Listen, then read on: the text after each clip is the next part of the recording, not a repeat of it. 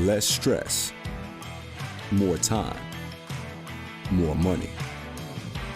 Welcome to the Cash Flow Contractor. Interview. Welcome to the Cash Flow Contractor, Cary. Hello, gentlemen. Yeah. Cary, I thought I made it clear that you should be wearing a tie. I wore my cleanest dirty shirt. John, Sunday morning coming down. Yeah. Well, I offered to Khalil to get him a piece of rope to hang instead, but then I decided against giving a contractor a piece of rope.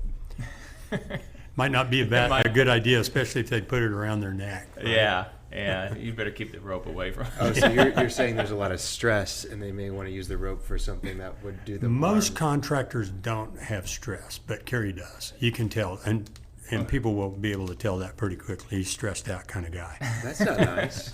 No, we're all about less stress, more time, more money. There's the transition. Yeah. That's our tagline. So, Cary, tell us who you are. Who is Cary Daniels? Well, I am a husband, father of now 3. Just had a newborn baby. Wow, congratulations. Our first girl. And been married 12 years. And started a business 3 years ago, OKC Pools. It was OKC Pool Services, but we've recently just changed the name to OKC Pools. OKC Pools. Uh-huh. All right. And There's a reason for that we'll go into. Yeah.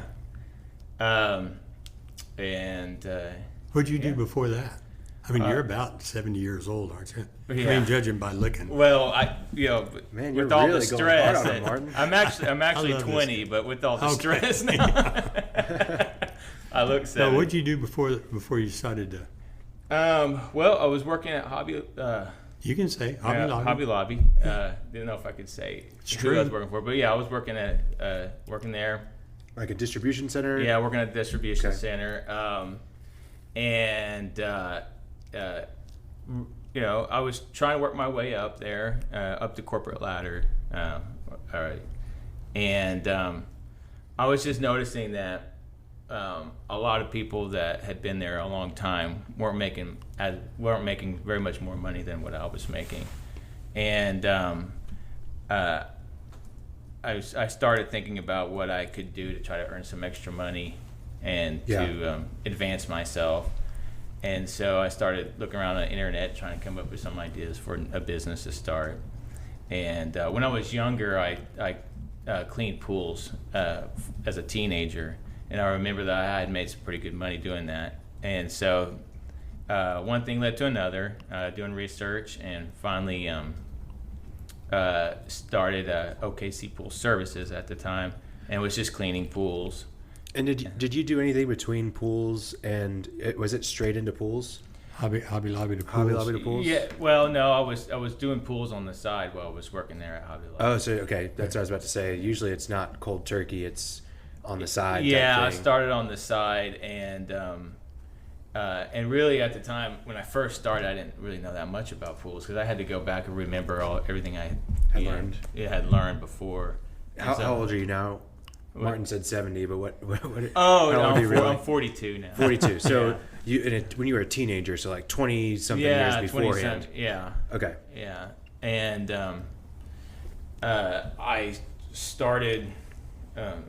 Basically, I was watching YouTube videos, podcasts, listening to anything I could to learn how to do, how to clean a pool, how to take care of it, and reading stuff online, chemicals and all that stuff. Right.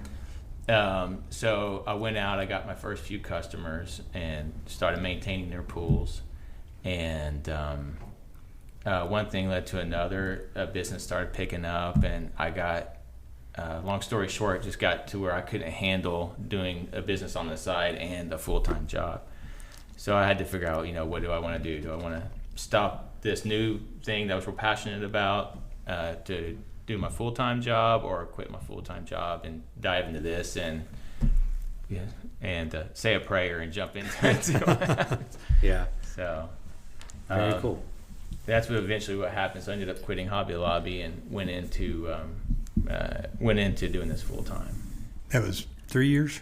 Is that right? Yeah, 3 years ago. How about how long were you doing the Hobby Lobby and the pool at the same time? I had done that for about 6 to 8 months, I believe. It wasn't a whole year.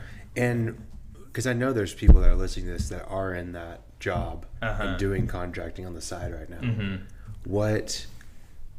What ultimately led you to make that decision? What was the final? Was it a certain amount of money you were making on the pools, or was it like a really bad instance at work where I can't handle this anymore?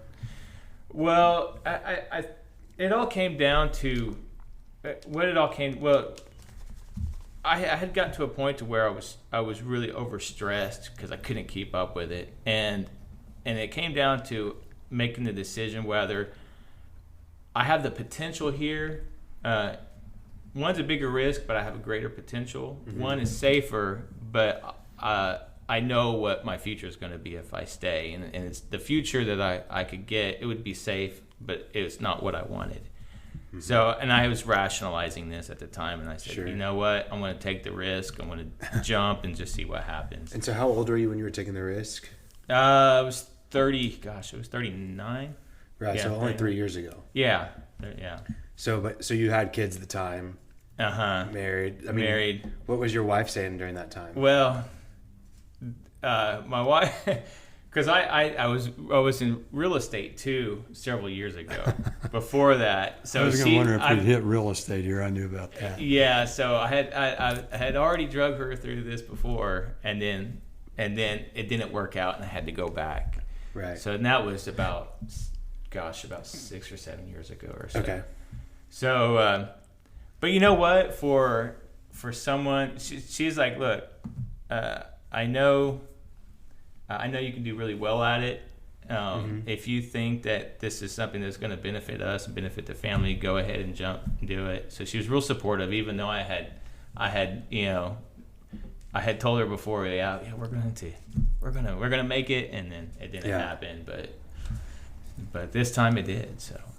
So you go into, maybe we'll wait for going into the pool services versus pools, because I know that's going to be a really big topic here.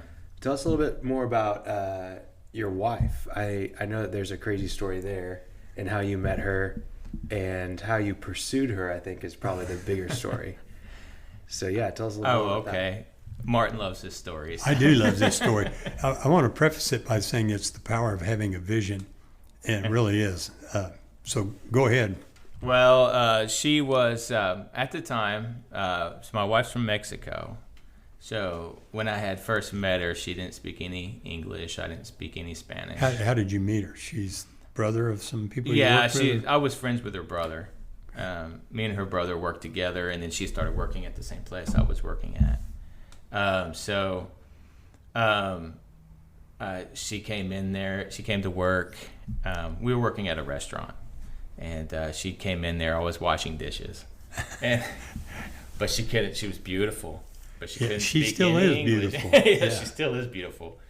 Couldn't speak any English. And she thought, who is that guy washing dishes? That's what I want. She's probably like, who's that guy with all that gross stuff over? I've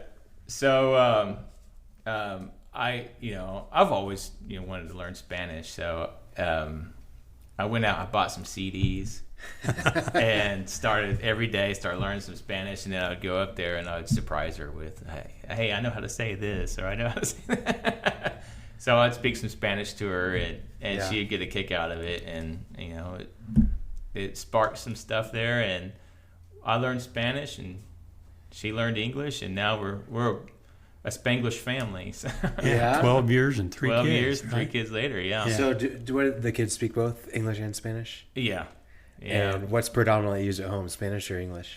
It's kind of a mix at home. I know I have one, our first child, he knows more Spanish, and he speaks it more often than the younger child. I mean, the younger child is, I guess we really wanted to make a point to teach our first child, and then we got lazy on our second child. So it's more of, Spanglish at home. We'll start a sentence in English and end it in Spanish. Yeah, you're completely fluent because I've been around you on the job. I don't know whether you would say you are or not, but yeah. how's it helped you? I can keep a conversation. Yeah, it's helped out. Oh yeah, big time, because a lot of my subcontractors are Hispanic and then. So you know what they're saying when they're talking about you over there. Yeah. Does that ever happen, by the way? No, it hasn't. Okay. Yeah, you would think that's one of the biggest reasons why I wanted to learn Spanish is I can figure out what these guys are saying behind my back, but I still haven't caught anybody. So. Nice.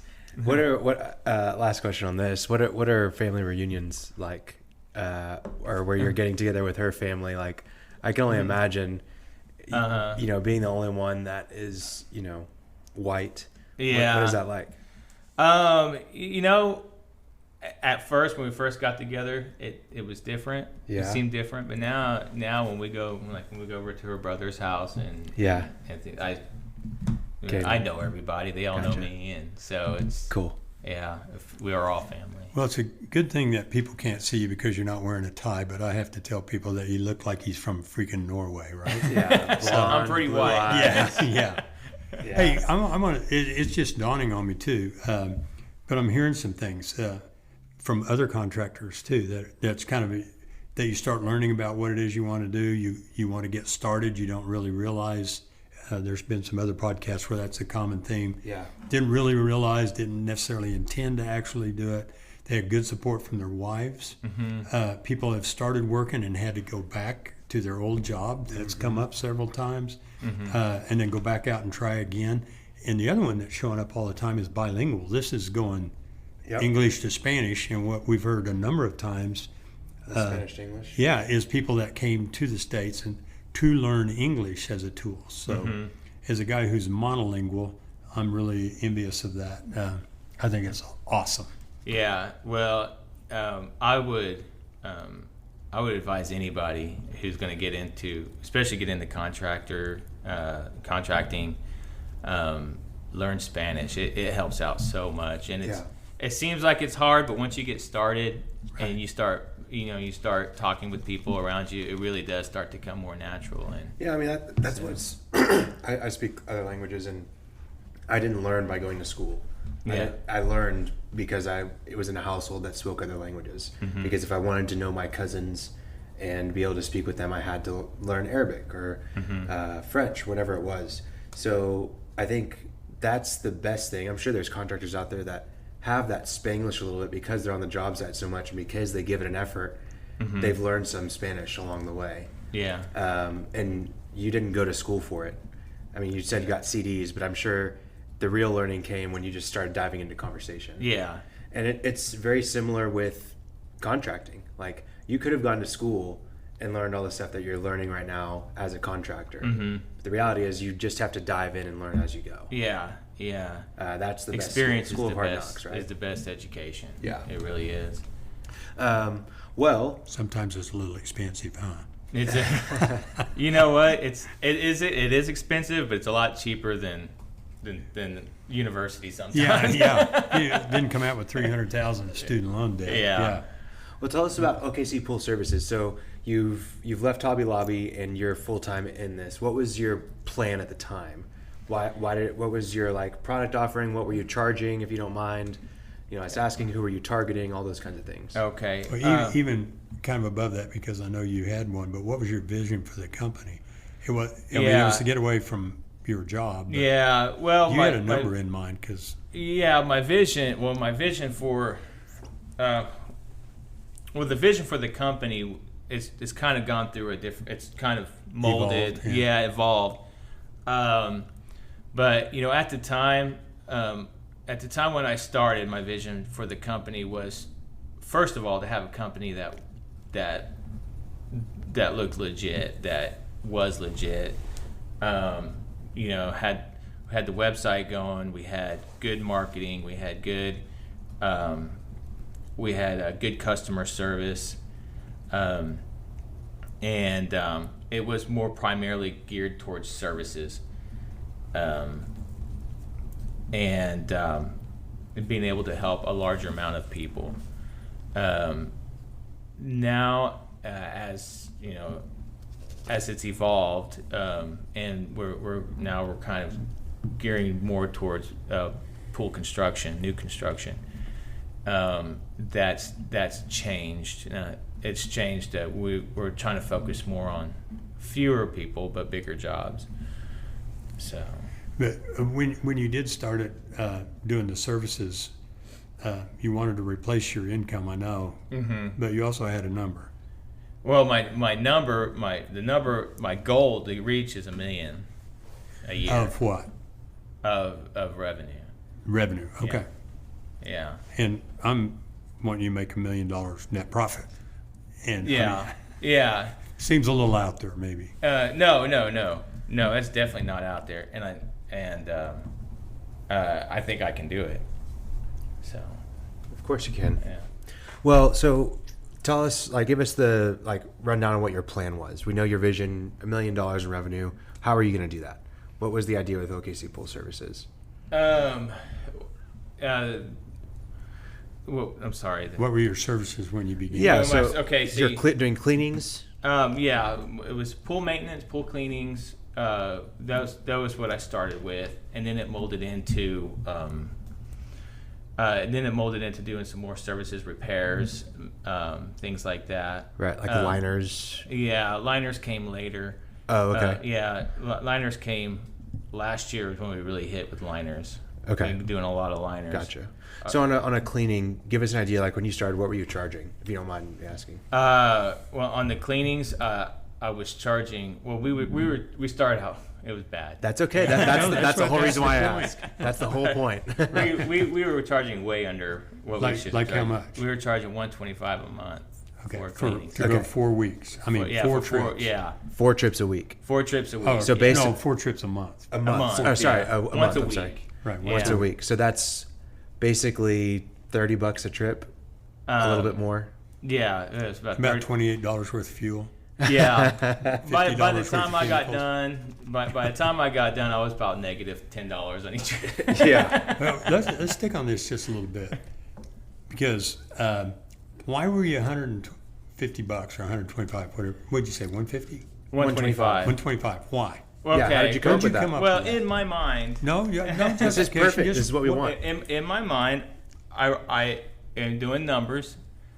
You say, well, okay, I'm gonna go out there. I'm gonna clean it. It's charging me. I'll spend maybe $100 a week in gas, and I get out there. I clean it. I got 30 customers. Wow, that's $3,000 something a month. So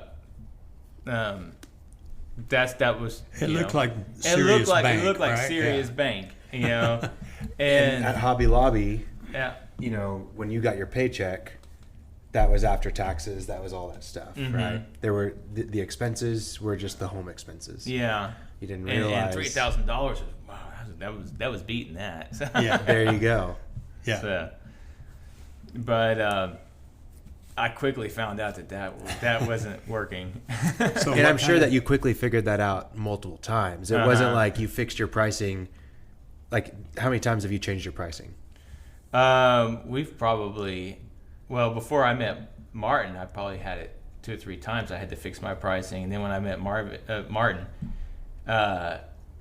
we called around. We called some other places, and I was still way undercharging. I think at that time I had gotten up to $175 a month, and they were all charging up to $250 a month. And Interesting. So you met Martin. Now you're at the same price, or have you increased prices again? No, I've increased it. Yeah, since we met Martin, I didn't want to just jump from 175 to 250 because. Okay, so you've done it slowly but surely. But you did on new customers. On new customers, yeah, but on my old customers. What was the new customer's reaction? I mean, what I'm getting after here is this is really important. There was a fear factor. And one of the things that helped us overcome that, and you overcome that, it wasn't me, you did it, was we called around. We go, holy cow. Yeah. And when those guys told you the quotes, they didn't say, well, they said, yeah, you'll be lucky to get on with us, at this price. But what was your hesitancy to do it? My hesitancy to do it is because I didn't want to lose customers. And as you talked, you told me, so you got to be more confident about what you're offering too. Right. But at first I was like, oh gosh, I'm gonna raise these people up, 50% or whatever, and they're all gonna drop me. And what happened? None of them dropped me. Okay, major point there. We have episodes on this, but we'll just do easy math. You were at 125, you go to 150 or 250. You're going to have one customer at 250 is going to generate the same margin as two customers at 125, but it's half the trips, half the chemicals, half the time, right? Yeah. So the math usually isn't that round, but man, that's a key point. And the other thing that you said, well, none of them left me. Yeah.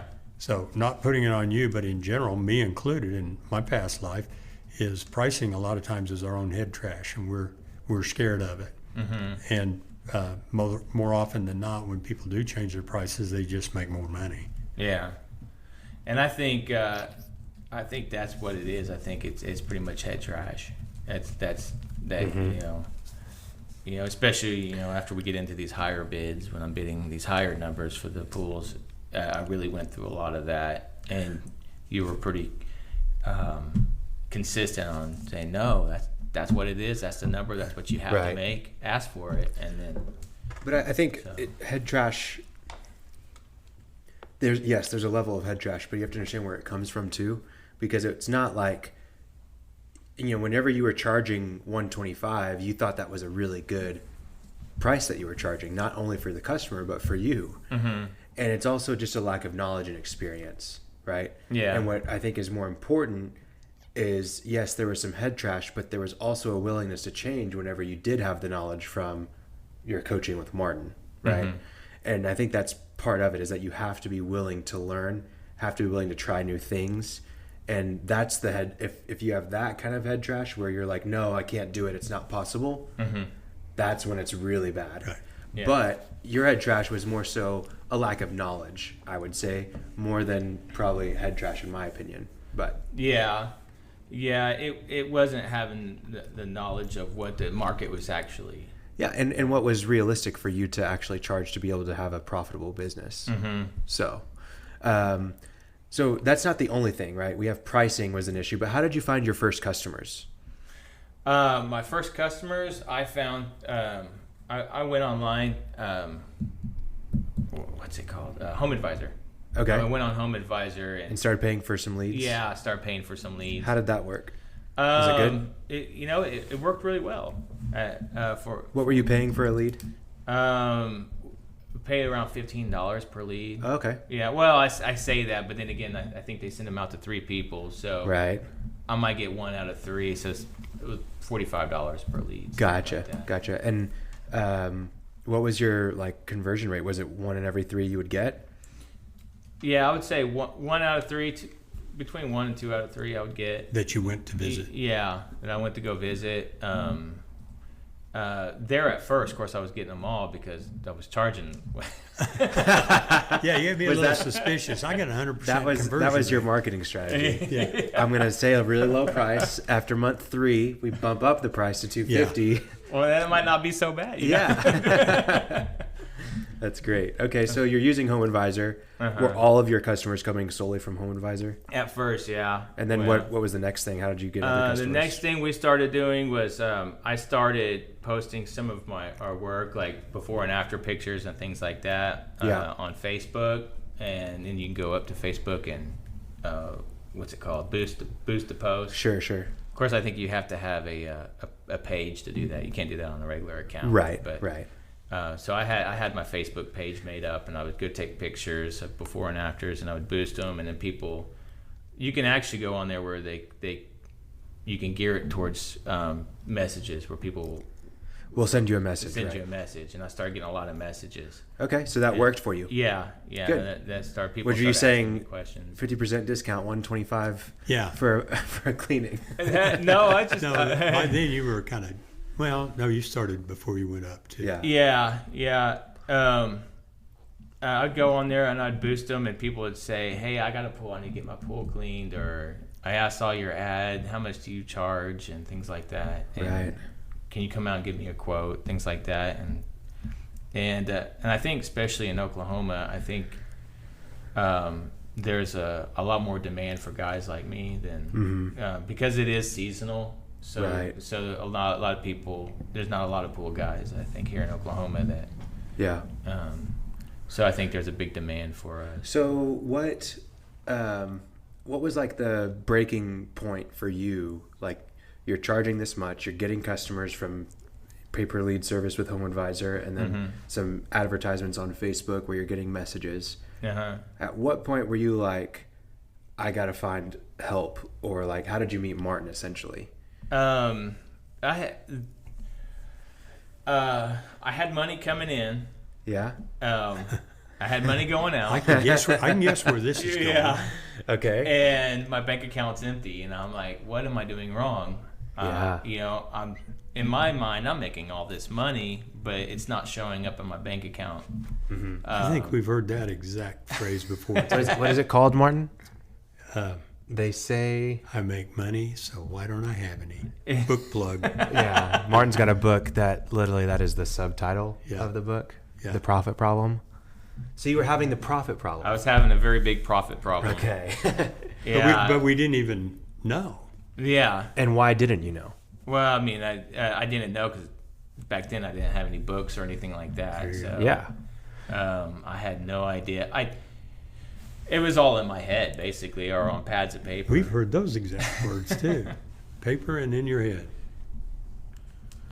Yeah, so I had a lot of money issues going on, and then we had started doing a little bit of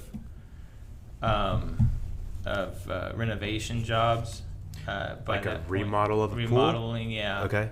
Like the small, liners? small, yeah, like liners and things like that. Gotcha. And that's when it got really stressful because I'm collecting deposits up front so I could pay for the liners, but there's always a delay. People give me the money, I put the money in the account, and then there's a delay a little bit, but money's coming out of my account, so a lot of times I'm gonna have to go, so I'm like, I'm short here. I've got to get this liner ordered, and these people are waiting on me, and it was. Yeah.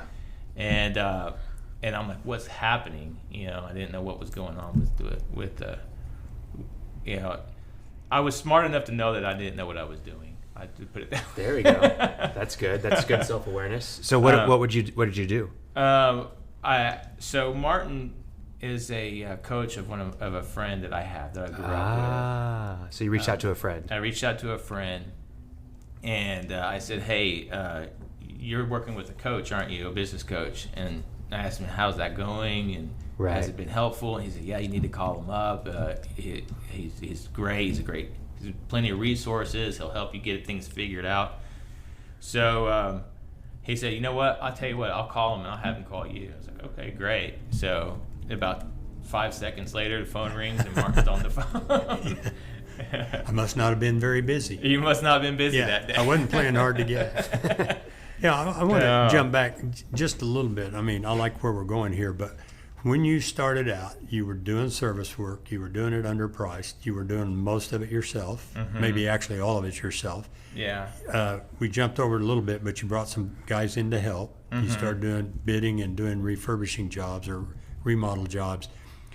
What were you thinking about? What was a day like for you? You get up at 6:30 in the morning and the phone, just what was a day like for you back in those days where you were doing service and refurbishing and all this stuff? It's chaotic, very chaotic. I was answering phones, I was scheduling, I was running all over the place trying to get the work done myself. I had 2 other people that I had hired. Did they cut down your workload? No. That's where I was going with that. No, and gosh, that's a whole other story. Trying to figure out how to hire great people, because I've learned that if you don't hire great people, it's not an asset; it's a liability. Yeah. So I lost my train of thought there. So I was doing all these things, and I was trying to make it run. I'm trying to handle the money, and it was very chaotic and high stress, very high stress. Waking up with that pit in your stomach, like, oh, what's going, am I gonna get this straightened out? Am I ever gonna get this thing straightened out? And that's why I had reached out to Jeff, my friend, and he reached out to you so. It's good. So tell us, let's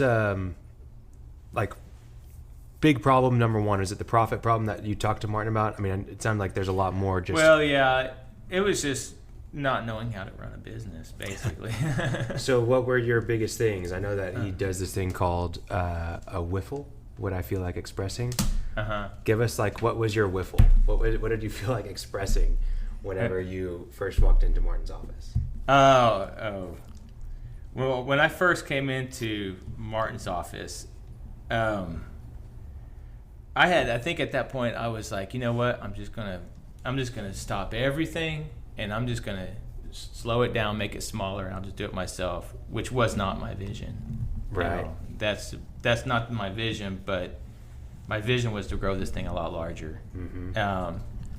But I didn't. I mean, I was really stressed out. I don't know how to express that. Well, what you're saying is a real common thing. Yeah.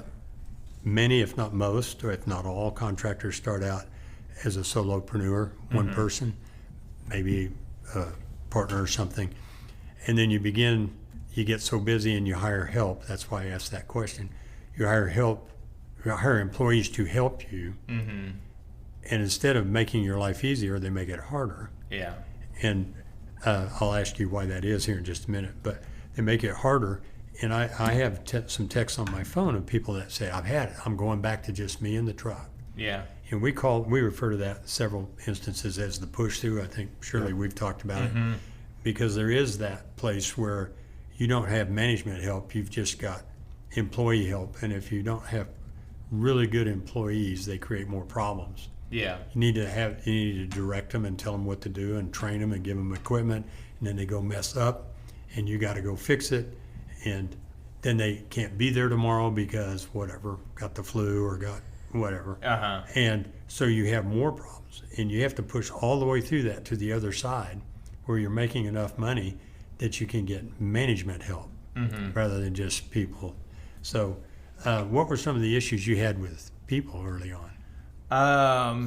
Well, early on, my biggest problem was, and maybe some of this is my fault too, was maybe I didn't have him trained good enough. I had one guy, I was constantly getting phone calls back. He leaving the pool's still dirty. I still have green stuff around my pool. And then I had another employee that wouldn't show up, and then I would constantly have to find out what's going on. He'd give me excuses why he couldn't show up that day and things like that. It was just a lot of these little things, and I would tell him, hey guys, if y'all can't make it to a job, give me a call,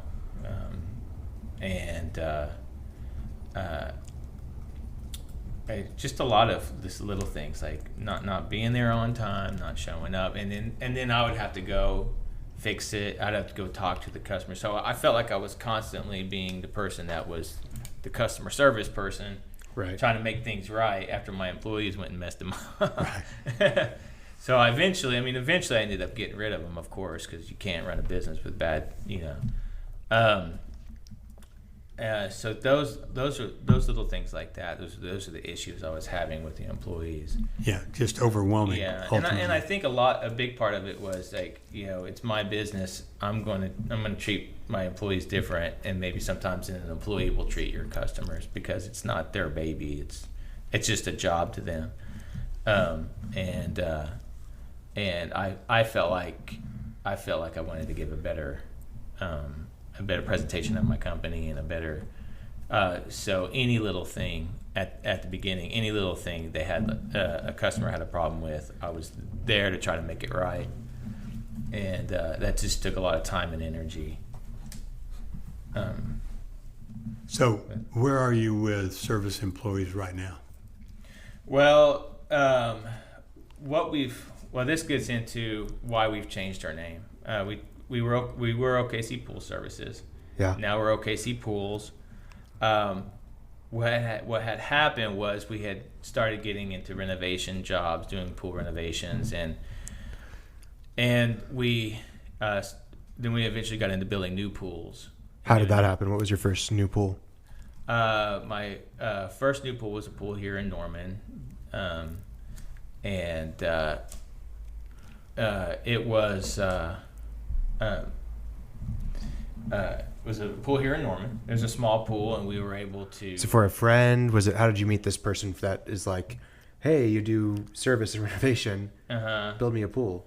It was actually Martin helped me get the first one. So okay. He said, I know somebody who needs a pool. Okay, and so you went and gave a quote? Yeah, I went out and gave a quote, and they said yes, and I ended up saying okay, yeah. So were you scared? Very scared. Yeah. Yeah. What was going through your head? Was going through my head. Well, because now we're dealing. I mean, now we're dealing with a lot more money. Right. And I was just real cautious about everything. Right. Because you mess up something underneath the pool, it's going to cost you thousands of dollars to fix it. So right. Every step of the way, I was there making sure right. This is done right, that's done right. And what I know it was probably tens of thousands of dollars. Mm-hmm. What did you just get paid all at once? How did you schedule that stuff? Oh no, we get paid in draws. Okay, so you got a deposit. Yeah, we get a deposit, and I use that money to get all of our upfront costs taken care of. Yep. And also to pay employees. Right. And to pay for contractors and things like that. So we get that gets us started. We can get it dug, and we get the rebar and everything going, and then so on and so. Oh, you're doing concrete pools, by the way, right? Yeah, well, concrete and vinyl liner pools. Okay. Yeah. But this one we're talking about, your first major one was concrete. Yeah, it was concrete. Shotcrete or shot. Yeah, it was gunite. Yeah, a gunite pool. Cool. So might as well jump right in, huh? Yeah. Yeah. Then why not? Yeah. Cannonball. I mean, and it's not like I didn't know anything and I just jumped into it. I spent a lot of time studying. I have an uncle that built pools for 30 years, so I relied heavily on him to show me show me the ropes. And anybody who's wanting to get into it, I also highly recommend finding somebody who's done it before and just asking them, hey, can you just show me the ropes? Yeah. So did you have any mistakes on your first one? Anything crazy? No, I don't think we had any mistakes on it. What was the biggest thing you learned throughout the process? I think the biggest thing I learned was I need to be more clear in my contracts. I'm over here grinning because well, go ahead, but I want to talk about that. Okay, I need to be. That was the biggest thing. It was I needed to be clear in my contracts and be clear with what the expectations are. Okay. Why is that? Because I know that there were some frustrations with some things that wasn't quite clear in the contract and we talk just so we're talking about things like tearing up a sprinkler system, who's going to replace it, tearing out fences, who's going to replace it, who's going to push the dirt around the landscape, the yard. I mean, if they want you to do it, you can do it, but it's not a normal part of a pool. Right. Mm-hmm. He also gave them 6 months of free pool maintenance afterwards. Maintenance, which, just so people know, building a pool is not pool maintenance. Pool guys generally are not about the quality of the water. That's another business. Mm-hmm. Some people do both, but and it's really hard. The people who do both is they've really got their stuff together. So, and they've got their departments. Yeah, right. And I plan on doing that in the future. My overall vision of this is to have a department for maintenance and services and things like that, and then one for building and bigger projects. Yeah, it's really interesting. There's a lot of contractors out there that I speak to that are kind of in both, and their primary goal is getting out of one of them and focusing on the other, because it is a headache. Yeah, I don't know if we've been, maybe we have, I don't know if we've been clear, but you don't do pool service anymore. No. Right. Well, right now we're finishing up a few accounts that we still have, contracts for. Right. But as soon as those run out, we're done. We're done. Yeah. And what me and Martin, what we've talked about is we need to really focus my attention on just a few areas and not have so much. Because what I was trying to be I was trying to be an everything guy. I can do it all. You know. Why? I figured I would be more valuable if I could help out in many areas and more people would need me. But well, I think and I have this. I've had this in my career, and I'm not a contractor, but I see it in contractors all the time. It's not just that you want to be more valuable. It's that you don't know how valuable you actually are. Yeah. And that's the reason why you want to be more valuable, because what you're going through is you're thinking, man, $125, like that's a lot of money for pool services. So I'm going to throw in an extra thing because I want them to be that's really a good point. And so you do that, and you're already undercharging, and then you're adding more work to you and your employees' plate. Yeah. And you don't have enough employees, so you're stretched thin, and then you're stressed out, and then before you know it, you don't have any money, which adds to your stress. It compounds. And so I think you're not alone in that, and I think any entrepreneur has that as well. There's this lack of clarity of how much they're worth, and they try to make up for it by adding value. Or trying to add value. I completely. Well, that's where the 6 months of free pool service and I'll fix the fence and all that stuff came from. Yeah. Lack of clarity in the contract, but I'll do that because my pool's $65,000. You want a fence too? Yeah. That's another 10. And I've seen those contracts where they're just really blunt. We're going to tear up your sprinkler system. Yeah. Just consider that it's destroyed. We don't fix it unless you want us to. We will get a contractor to do it. Right up there, top line. We're going to tear this up. Yeah, we're going to tear up your lawn. We're going to tear. You're responsible for taking your fence down. Well, and so what happened there? Like, I'm assuming that you had to go do those things. Well, yeah. Because you felt bad, but also because you didn't line it up out front. You didn't line it out up front. Yeah, and a lot of it just has to do with the experience. I just didn't know what I needed to have. So that's where the mistakes are. Yeah, I didn't unclear contracts. Because I went out in my first pool. I wasn't expecting I didn't even think about the sprinkler system. Yeah. Sprinkler system gets broken. Oh shoot, what do I do? And then it's like, well, a lesson learned there. So I put that in my contract. That in my contract that the customer is responsible for finding out what they need to do with their sprinkler system before we get started.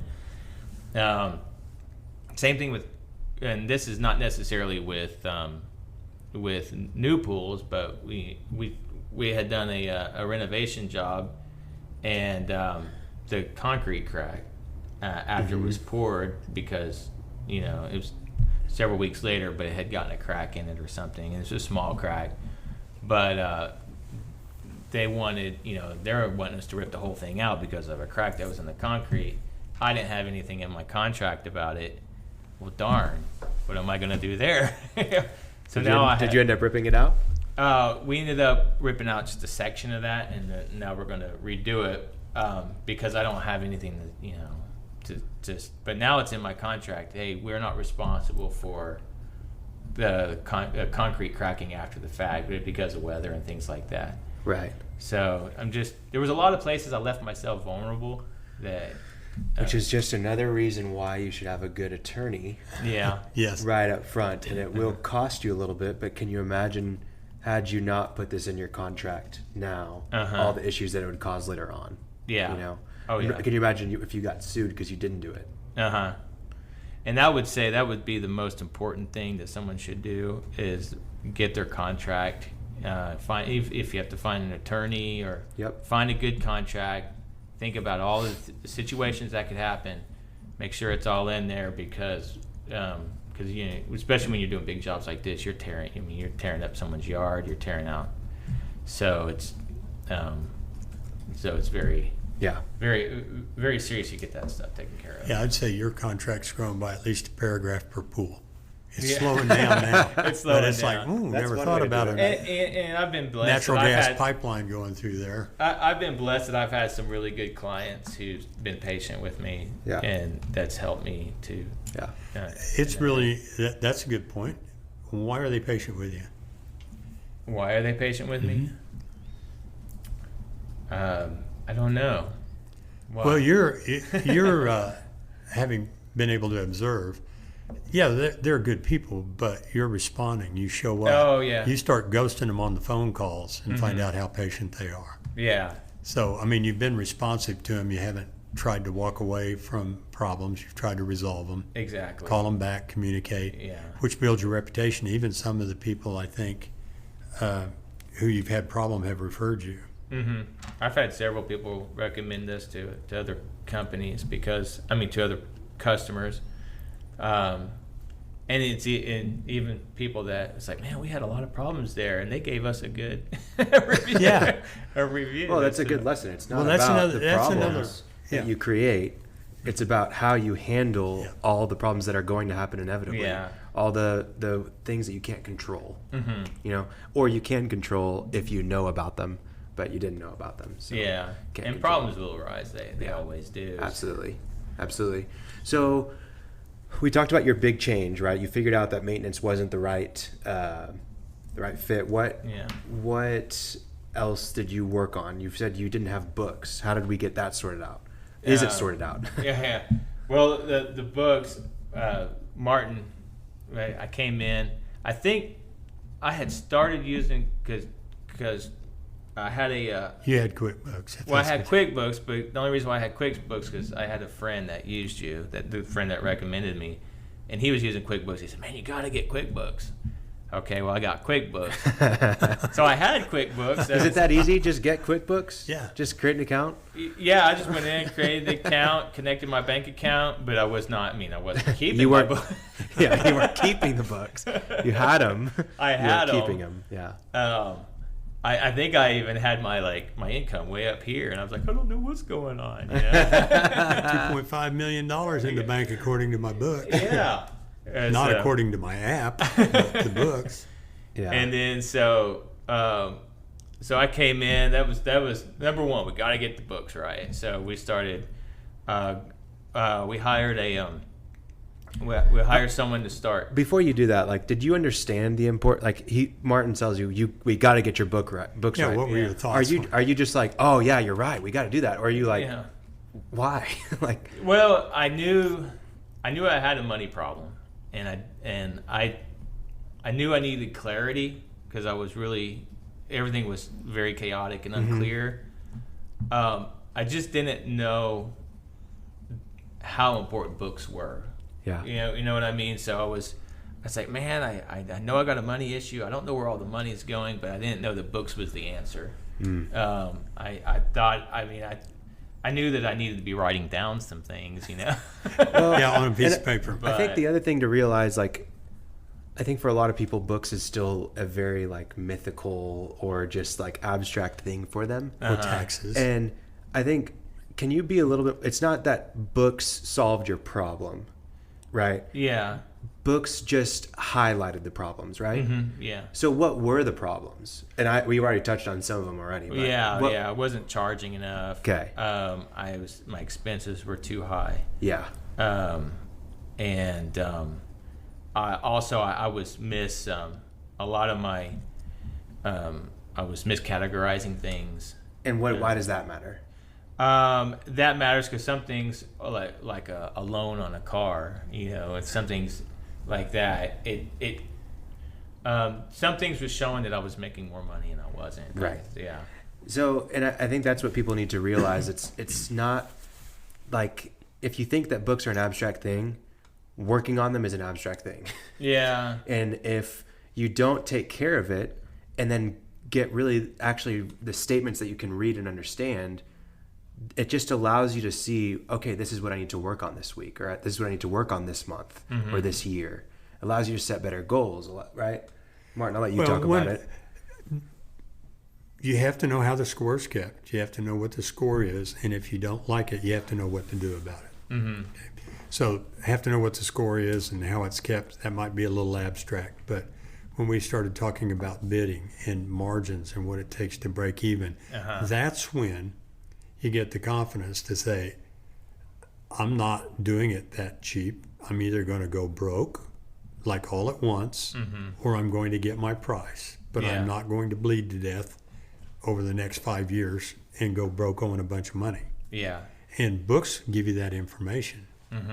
So what was your, I'm ambushing you with this a little bit, but what's your main thought when you think about books, the tool that came from books that's most important to you? The tool that's came from books, I think just being able to see everything. When we go down and we look through everything, and just being able to be clear about, like when we look through our margins, when we was looking at our margins, my margins were horrible at first, but when you tell me you gotta have to be able to be in business, and you can also see like how much margin and how much your expenses are, and then how much you have left over. I really was able to get a lot of clarity about what I had to do to stay in business. Right. It's not like optional. It's not like, oh, I don't want to make, people actually say that. I don't want to make too much money. I want to be greedy, and we'll have a whole episode on that. Yeah. But, there's a certain amount you must do to stay alive. To stay in business. And then you must do more than that to pay debt. And you must do more than that to justify being in business, making a profit. Yeah. And margins, I remember, maybe you describe your bidding process before you understood margins and where you are now, like bidding new projects. Yeah. I was markup king. Mark that up, mark that up, mark that up. There we go. Can you explain the difference between a margin and a markup? Let's do a example quote.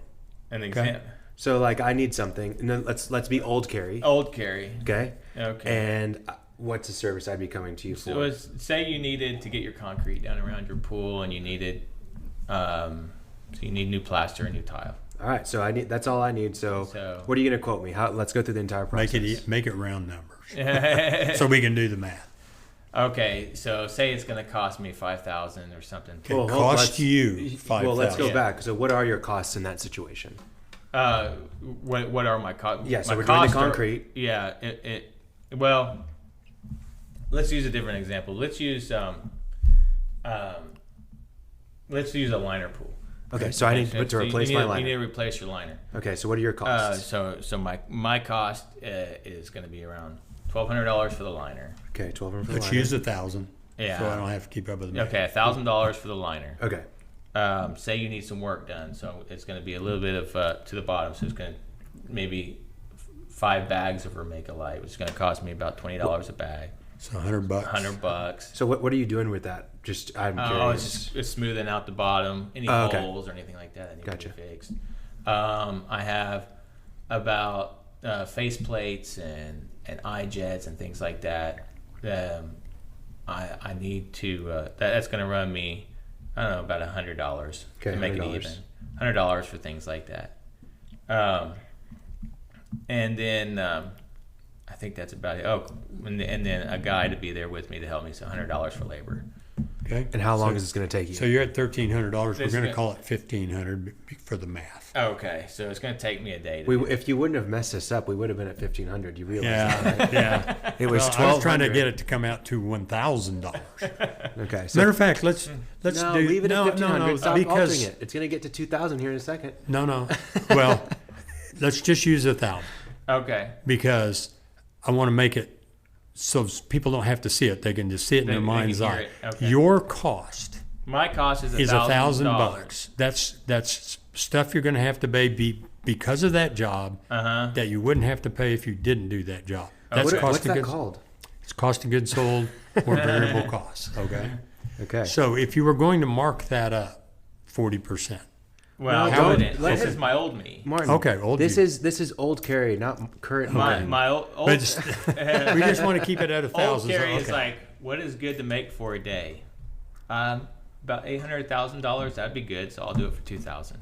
Okay. That Not was eight. my Hold old- on, not $800,000. $800 to $1,000. Yeah, $800 to $1,000. Okay. Okay, I'll mark it up $1,000. It'd be $2,000 to change out your line. All right. This is how- Well, that's actually pretty good. That's yeah, 50% this is margin. a very hypothetical. Yeah, we should have written this example out before we decided to do it. Well, I think But- Martin ruined it because Yeah, you would have been I at ruined it. 1,500 and you would have said, "Okay, I'm going to do it for 2,300," right? Yeah. Because if his costs were only 1,000, he's But- like, "Oh, $1,000 or $800 would be good to make." Yeah. Well, yeah, he's going to have good margins. But if he's Well, at yeah, the on 1,500 and you say, "Okay, $800 is good to make," Yeah. now you're at 2,300, Uh-huh. right? Yeah. So if we're at 2,300, you just marked it up. What did you mark it up by, Martin? I know you're pulling out the calculator. Well, 800. Yeah, Right. of 20 of 1,500 plus. well, that's You marked it up 53%, okay. So you marked it up 53%, then which gave you a 34% margin. 34% margin, not Uh-huh. a 50% margin. Yeah. All right. You so, think it's 50% You because think it's it is. 50% of the actual cost. But right, but you've But it's actually not. done 34, Yeah. right? And so So- that's the issue. Yeah. Okay. And then that's with that example. I was actually, I think when we were doing it, I think it was actually like at 15% when my actual ones when I was coming to Martin. And I'm actually, Meaning of your sale price, 15% of it was gross profit and the rest was actual cost. yeah. After everything was said and done, I think my overall margin was like 15%. Gross profit. Yeah. Gross profit. So then what do you have after that? What? No, gross profit. Yeah. You have to use that gross profit to pay your overhead Yeah. expenses. Yeah. So, yes. So it's Not 50 net profit, but gross profit. Yeah, Yeah. 15 cents out of every yeah. dollar So I'm already negative. is all that you got. Yeah, So then what's your overhead? What are the overhead expenses you have? Let's see. I'm trying to remember what my overhead expenses back then was probably about $1,500 a month or something. Oh, they're more than that. More than that. than that. Gosh. Well, what are they now? I mean, you've got Oh, shop, yeah. vehicles. Now I have a shop and Computers. I have computers and cars and stuff. So, Yeah. Software. yeah, software. Yep. Yeah, That QuickBooks fee. and QuickBook fees, and then I got I'm So paying, yeah. really quickly, your net profit margin goes to, you said negative. yeah.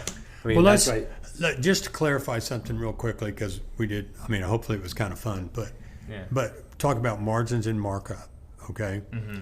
And it was a really important thing. A lot of people will say, "I've got a 40% margin." That's a random number, but that's real common in contracting. 40% margin, and the way when they bid to get that is they say, "I got $1,000 worth of cost." And I want 40% margin, so they multiply 1,000 times 0.4, and they get $400, and they add the two together, and they say my price is $1,400. Uh-huh. That's a markup strategy, and it does not give you a 40% margin because $400 is only 28.5% of a $1,400 price. I happen to have these in my head because I talk about them a lot. Yeah. If you want a margin strategy to get 40%, your price has to be $1,667 because $667 is 40% of a $1,667 price. Exactly. Okay, that's a huge. I mean, I know you get it because we talk about your margins and bids all the time. But when you first saw the difference, how much a margin strategy was that 1667 versus Yeah. 1400? What were your thoughts? 'Cause Well, you've got a bunch of them in your. Yeah. Well, at first when we did it, I thought it was way too much. But then again, I didn't know the difference between price and cost. Right. Yeah. Oh, we'll talk about that because that's a big deal.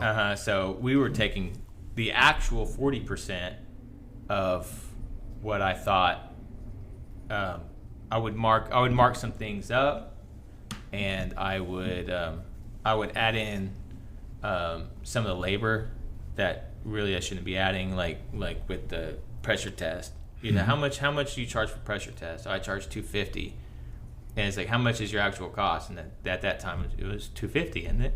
It's like, so you spent $250 to do that job. No, I don't spend anything. I do it for $250. Yeah, like, well, that's it takes an hour and that's uses your price. no, that's not your cost. So that right. doesn't count. But when you add all that stuff up, and then you apply the correct 40% margin, then it's way too high. And because you've marked up something that was already marked up. Exactly. Right. And to give you a case in point that I kind of remember, I asked you at one time, it doesn't matter if it's you, I've asked a lot of people, I said, what's your labor charge per day? And they go, it's $1,000. Well, when I hear, oh, that's a nice round number, let's look at it. Well, what's it really cost you? Your hourly rate times the number of guys plus their payroll tax plus their benefit. Oh, that's $600. Well, where'd you get 1,000? Well, it's just a round number. Well, that's if you it's called grossing up. If you take your cost to get a price, if you take that 1,000 and gross it up, you're grossed up already. And so which is great. If you can get that price, go ahead and get it. I'm all for it. But you have to know what your real cost is, so that you can get your real margins. And then if you want to charge more, charge more. I mean, I'm never going to say charge less. Yeah. But we had a real incomplete understanding of what margins were. So I've got a question, and it's kind of off the track. Where this is October and 2020 COVID. How do you feel like COVID has hurt or helped you during this time? COVID has really helped us out a lot. Yeah, and then I hate to say that because it's no, it's the reality for a lot of contractors that keep are in the economy residential. alive. It's and then when COVID first hit, I was scared to death. Oh, this is gonna kill us. No one's gonna be able to afford to buy a pool. No one's gonna be able to afford to do But excuse me, to my surprise, a lot of people were doing staycations now. People are staying at home and they want to have something to do, and so we've actually been swamped. We interviewed Antonio, episode 10, I believe, on the podcast, and he's just covered. He's also a pool builder. John's company's the same way, right? Yep. Pergolas and outdoor living there. Yeah. A lot of contractors are just covered up. It's to the point where it's too much to manage. Yeah. Is it? Has it gotten to that point for you? During the summer, during the middle of the summer, Too much. We were turning down work. Yeah. Everybody's been turning down work. Yeah. It's really interesting. From a lot of people, I've never seen this before, ever. Where it's, usually we're fighting for work right now. We're turning it down. And a lot of people probably took their vacation money and they're like, well, let's just take our vacation money and put it into our pool or into a pergola. And then the interest rates are so low. Yeah, people are getting loans like crazy from their banks to do a pool renovation. It's very interesting. So that brings up a point. Might be a good time to also raise your prices if you're turning down work. You can afford to lose some. And I think I kind of have.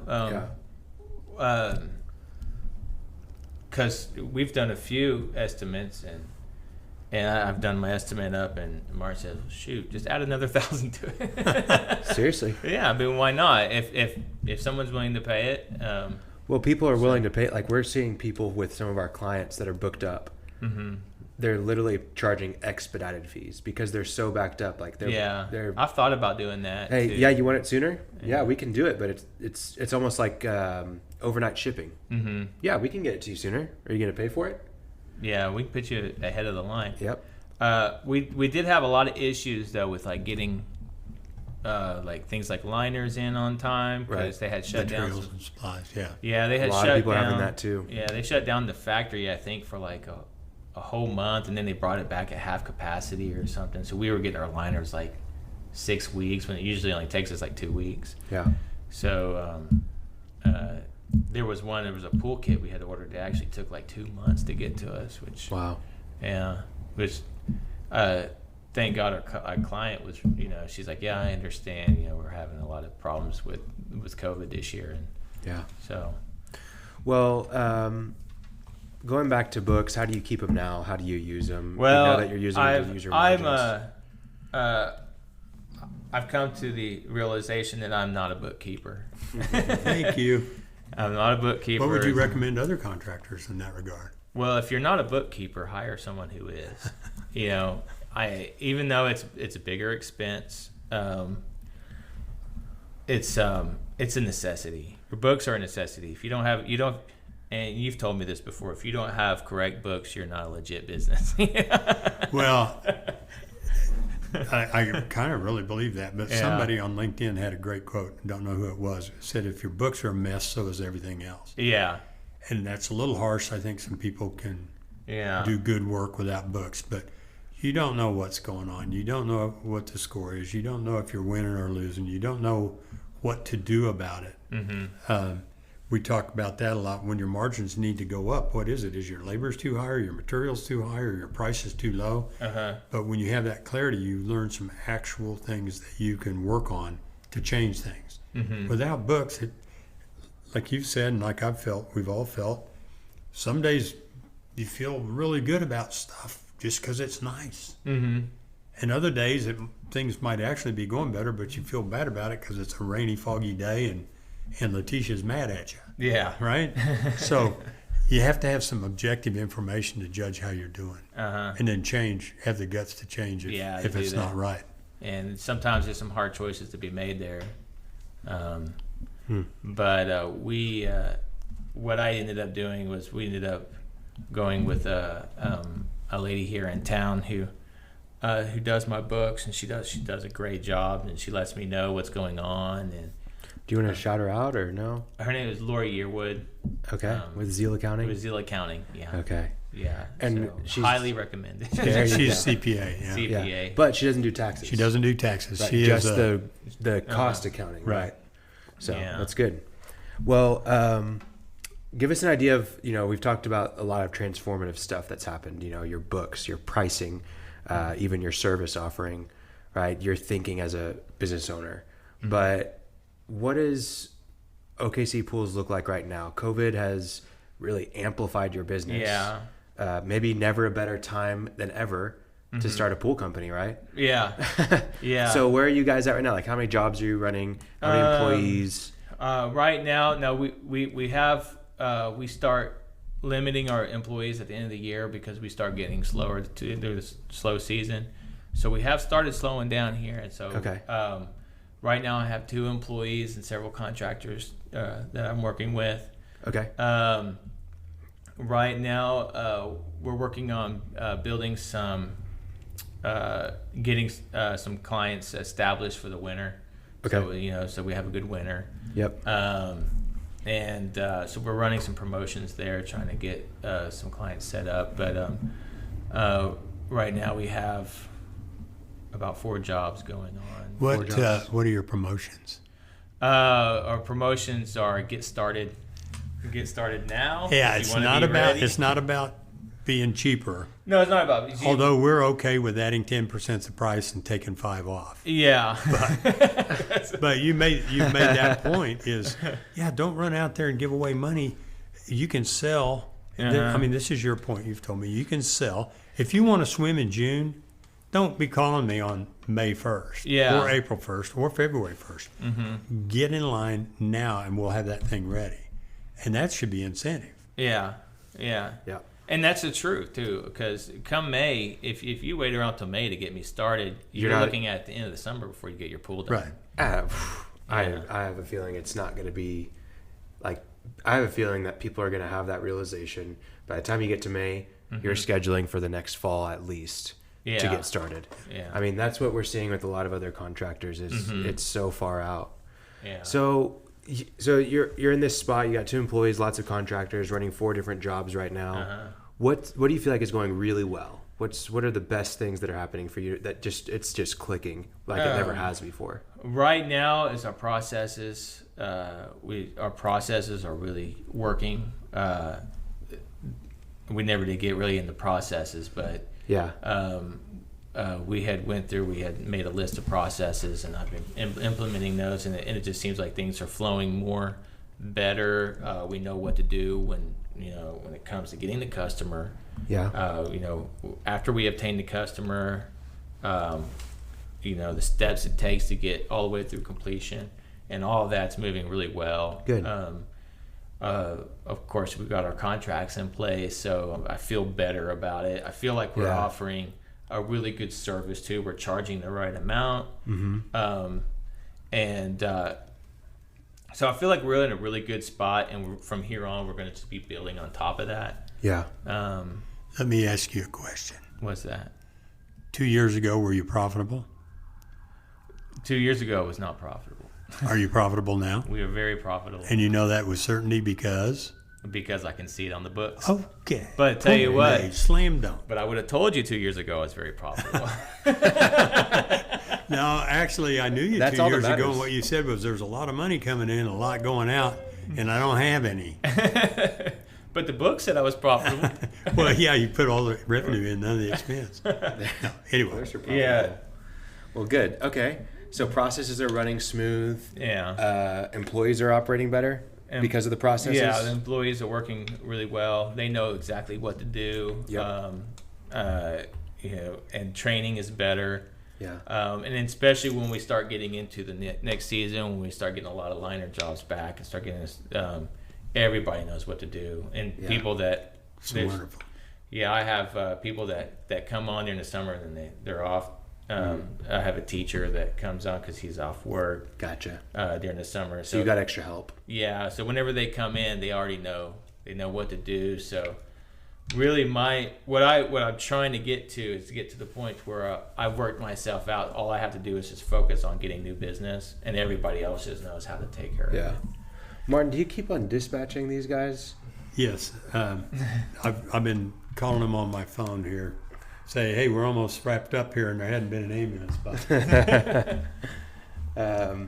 So those are the things that are going well. It's still not all shiny and fabulous, right? So what's something you're struggling with right now? I think the thing that I'm still struggling with is that balance of keeping my hands out of it. I still feel like I'm in it too much, and I'm still getting my attention taken away from. I need to be out looking for new business, but I'm too busy working in the business to go out and find new business. What would you say your amount of time is a week that you're putting in the business, where you're still on the job, you're still getting your hands dirty? I'd still say I'm still 40 hours or more still doing that, and still after that I'm still trying to get more business after that. So that in the business is really a 40-hour week, which is a full-time job. I'm working a full-time job and a part-time job trying to get more business. Yeah.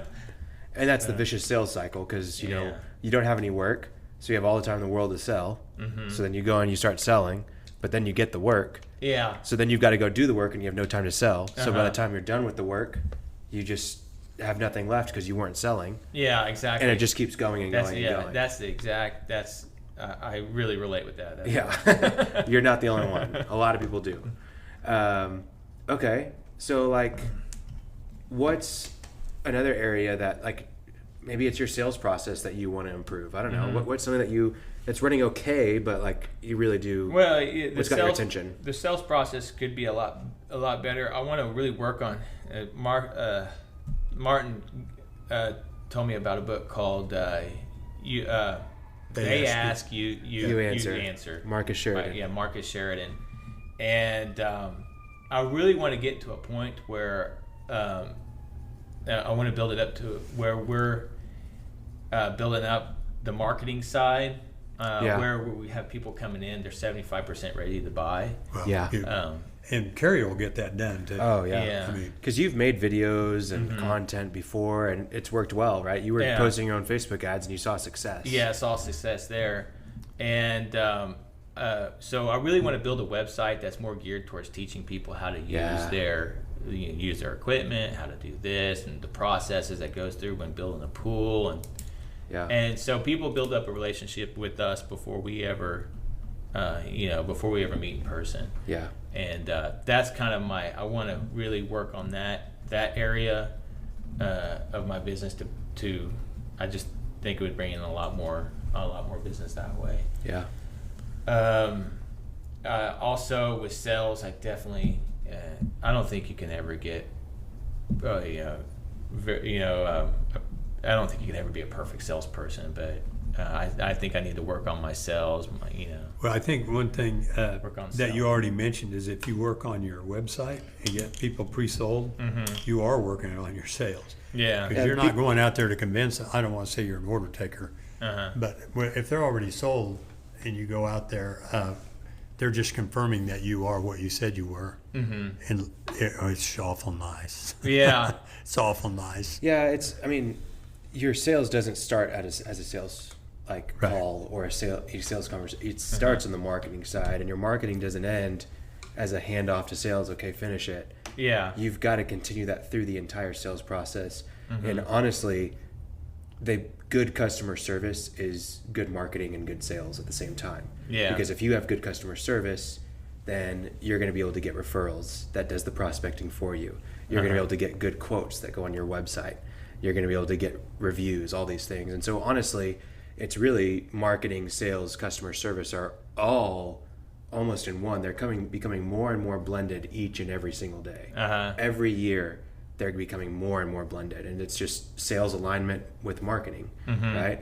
And I think what you're just talking about is letting the sales happen, letting the prospecting happen through the marketing. Yeah. Right? Letting the selling and the educational part of selling happen through the marketing. Right? And then whenever you are going into that conversation, it's like you just had the past client sit down for an hour looking at the backyard with their friend, talking about exactly what Cary was going to do with OKC Pools, and say, hey, let's get Cary over. He's going to be here in 10 minutes. And then they're like, Cary, I'm ready to get started. Where's my quote? And that's what you want, right? Yeah, and it's more natural that way, too. And it just feels better. It flows better. You don't feel like you're having One of the really fun things about Marcus Sheridan's book, They Ask You Answer, is he describes in there that they had training videos about their product. And so the salesman makes an appointment for Friday and tells them, I'm going to send you a video and a little form, and I want you to watch that before we show up. And if they do, then it helps prep them. And then they call the day before and say, have you watched it? No, I'm sorry, wait a minute. He said, well, why don't we reschedule? And their percentage of closes jumped from like 35% to 50%. Because they just, if people couldn't invest the time to watch a little short video, then maybe they're not. It was a test. It would helped if they watched it, but it was a test. Are you serious? If they can watch a 3-minute video, or maybe it's a 10-minute video. Well, I thought that was just great insight. Yeah, that really not waste your time driving all over the state. If you're not, if you're not serious enough to watch a video, if you're not excited enough to watch a video, maybe you're not excited enough to really purchase. And you just save your time. One thing I'd like, bringing it back to what you said at the first, what you were thinking about. 2 things. What do you spend your time thinking about now when you're driving? And if it's the same, that's the answer. And how's Letty and the family life compared to 2 years ago? Oh, yeah. 2 questions. So what are you thinking about, and how's the family life? Well, let's see, what do I think about now? What I think about on a daily basis, when I'm driving down the street, I'm probably thinking more about, what are my tasks today that I need to get done? But I'm not worried. I'm not worried about what's happening over here with the money. I'm not worried about what's, I still do. Of course, my wife she was helping me out a lot. But of course, we had the baby, so now she's so I'm having to take over some of those responsibilities, like with HR and things like that. But she'll be, when she comes back on, that stuff will clear up. So I am, we didn't mention it, but she quit a job too. Yeah. Right? She ended up quitting her job and came to help me out. So yeah. So she must be feeling a lot more comfortable with it now. So she still like you? Yeah. Okay. Yeah. I think. I don't know. Now that you bring it up, maybe I should ask. But I think I am a whole lot more relaxed now. I mean, I still have my stresses of, it's just not an easy business. But and then of course, during certain times of the year it gets a lot more stressful, but I still get stressed out. I still have my moments, but I think for the most part, just stuff I don't have to really worry about now because I know where they are. So, right. So if you had to talk to yourself 3 years ago, and just not to confuse things with everything that you've talked about today, and is what one thing would you tell yourself? And there's no trick question here. I'm just literally, what would you tell yourself from 3 years ago or 4 years ago? Start here, do this, something that people could actually do and focus on. If I could go back and say one thing you need to do is, well, first of all, don't underestimate the price that you'll have to pay to get help. First thing, if you don't know what you're doing, get help. Because there's things that you don't know that you don't know that you don't know. So, good point. So get a professional to help you out. And then I would say first thing is get the books done. Get your books. Find someone to do them. If you have to pay a little bit more to get that done, get your books straight. I think it would have been a lot easier if we would have just started out with good books, because it takes a lot longer to clean them up than it does to just start out with good books. But and then I think I would tell myself, don't be afraid to try new things. Just get it done, you know. Yeah. So just jump in and get good contracts. Yeah, get help with your contracts. Get help with your contracts. Yeah. So I mean, those are really, and that goes for any type of contracting business. That's not just. Yeah. They're make sure it's all covered. Here's a principle we'll do a short on, but you and I have talked about it. But a positioning document where you manage expectations. Uh-huh. Any contractor who's been in business at all has heard the same questions repeated 200 times. I mean, if you might be said differently, but you can distill it into 10 or 15 things that people always want to know, or people misunderstand, or people said they didn't understand. And you write those things out, even outside of a contract, on a piece of paper and go through them. We talked about doing that. We actually did. I actually call it expectations document. Expectations, that's right. And you go through it. And even though you say it's going to rain, and when it does, that doesn't mean we miss one day. That means we go to another job and we might not be back for a week. Yeah. And you tell them that. You don't hide things. You tell them. Yeah. And they might forget, but you can pull the piece of paper out and say, "Man, we talked about this, and I will be here, but we had to go to another." Just. And that's so important, because you have to get us the tile colors. If you don't, by this date, it doesn't just lose a day. I'm going to another job, and you're now the next. Sorry, I interrupted, but. Well, no, I mean, it's that's so true, because, and not only does it help keep things clear, it helps you to remember what to tell them. And so when I pull out my expectations document, really good point. Yeah, and I say, and I go through that whole expectations document. Look, this is going to happen. This is what to expect. This is when we're going to be here, and you go through that. You sign it, and now I feel comfortable that I've told them everything. And it's a checklist. The checklist, yeah. So very important expectations document. Well, last question I got is with the expectations document. It's not just about what your clients can expect from you. It's what I expect. What you expect from your clients. Yeah. Right. And that's a really important thing. You got to have both sides, and also you want to leave room for them to be able to say add expectations. Now there are limits there, but you want to ask, hey, what else do you expect of me? Just to make them feel a part of the conversation as well. I think that's really important. Yeah. And then you can tell them, hey, you're able to address, hey, I can't do that. Like, that's not something you can expect. Yeah. So your sprinkler system is going to be trash. Yeah. I don't expect me to fix it. Yeah. Because I'm not a sprinkler guy. So how much money are you going to make next year, real quick, so I can write it down and hold you to it? How much money am I going to make? What? Net profit. Net profit? Net, yeah. Oh, gosh. Net profit. The whole world's going to hear this. Yeah. So this is, I'm being held to this. Yeah. Oh, gosh. Next year I'll shoot for 125,000. Okay, low baller. Okay, I got And that profit? written down, and we'll. Profit. Okay. Net profit. That's net profit. That's Oh take yeah, home. no, you'll be doing that. Yeah, and then we'll work that backwards to what you have to sell at what margins to do that. Should I shoot higher? Am I lowballing? I'm not going to tell you what your goal needs to be, but I'm going. That's kind of sissy. Well, No, we haven't done that yet, so it would be a good target to hit. But it's totally reasonable based on where you are right now. well, and What we're doing bigger jobs. The last few years we've been doing a lot of little jobs.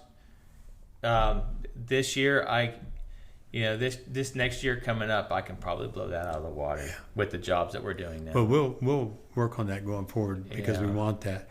But part of what it is you're not giving it back in add-ons in 6 months and fixing sprinklers and putting in fences and giving people free stuff. That's a big thing. Is if you make sure you don't give it back. Yeah. So we've gone through a lot. We have it's a new segment. It's actually a revamp. do I know what it is, or am I getting ready to find out? I think you know if you're in the room. But yeah, we do Ethan's Insights. Oh, okay. I thought you were putting a burden on us. I was like, No. man, I didn't. We do Ethan's Insights. Ethan's not feeling well today, but we have a new and improved Ethan. I don't know if it's new and improved. We'll see. He really But- is an Ethan. Yeah, his name He's is another Ethan, Ethan. not Dvorak, Ethan Dixon, who has joined us today. Ethan, how are you? I'm wonderful. Okay. Well, I think you know the gist of this. You've seen it happen. But we've got a recap of the episode coming up from you. You've got about 90 seconds on the clock. All You got to right. choose the best things and get through it. You ready? Yep, I'm ready. Okay, 30 seconds on the clock. Go. All right. Well, we started out. Cary was working a job that he didn't see the greatest advancement in, so he took a leap of faith and took the riskier option and started his own business, OKC Pools Services. One thing that I loved is that you learned Spanish to impress your wife, but it also paid off incredibly well because you became a contractor. So that was big time. Another big thing, you had a fear factor that you started off with your prices kind of low and you didn't want to raise them because you didn't want to lose customers, but it kind of showed that once you raised them, you didn't lose your customers because they had that trust in you that your product was something that they enjoyed and respected. One thing Martin said that I appreciated, that it's kind of essential to hire good employees, but it can also be difficult to find those good employees that represent your business in the best way possible. You moved into a different kind of role with your company and you became OKC Pools, and now you're doing renovations, building new pools, bigger projects that cost more money, so you had to make sure everything was done correctly because you didn't want to lose out on that money. But when it came to building new pools, you spent a lot of time studying, but another thing I appreciated was that you weren't too clear on it, so you reached out to your uncle who had a ton of experience in the industry and you got help. Another big thing you said was having clear contracts with clear expectations, because without that you can find yourself in a bind. So hiring a good lawyer to get those contracts is always a plus. Let's see. A few other big things is keeping your books and keeping clear margins, knowing the differences between price and costs, and something you still struggle with is a balance, and you want to improve your sales. You want to build a website that creates a relationship before you meet in person, and the first thing you can do is, if you don't know what you're doing, ask for help. Nice. Really good. Pretty good. Well done. Concise. Improved. Ethan. Just kidding. No, Ethan. But I keep Ethan's hearing done a when great these job. guys do that 90 seconds, I said, we talked here for 2 hours and we could have done it in 90 seconds. Yeah, but you get the point. You You got get to the story. embellish a little bit. Well, Cary, how can people connect with you? They can look us up online, OKC Pools Services. Right now, that will be changing, but we'll still always have that URL, so you could always still reach us there. OKCPoolsservices.com. They can also reach out to us by email. You can reach out to me personally, Cary at OKCPoolsservices.com. Cary? Cary at OKCPoolsservices.com. We also have a Facebook page. They can look us up, and we have a lot of information on there. Facebook.com/OKCPoolsservices. And then if somebody wanted to reach out to me personally, they can give me a shout. They can give me a call, text, whatever. I answer both. 405-886-7180. Bold man putting the cell phone on there. Thank you very much, man. You're a blast. Yeah. Well, cool. You really are. Thanks for your time. Thank I have no doubts about your future success. None whatsoever. Yeah. Well, Thanks for sharing your story. Glad to see that you have less stress, more time, more money, and that is only improving from here on out. Well, thank y'all very much for having me. It's been a blast. Okay, see you, man. Thanks for listening to The Cashflow Contractor. Check out our website in the show notes or visit thecashflowcontractor.com.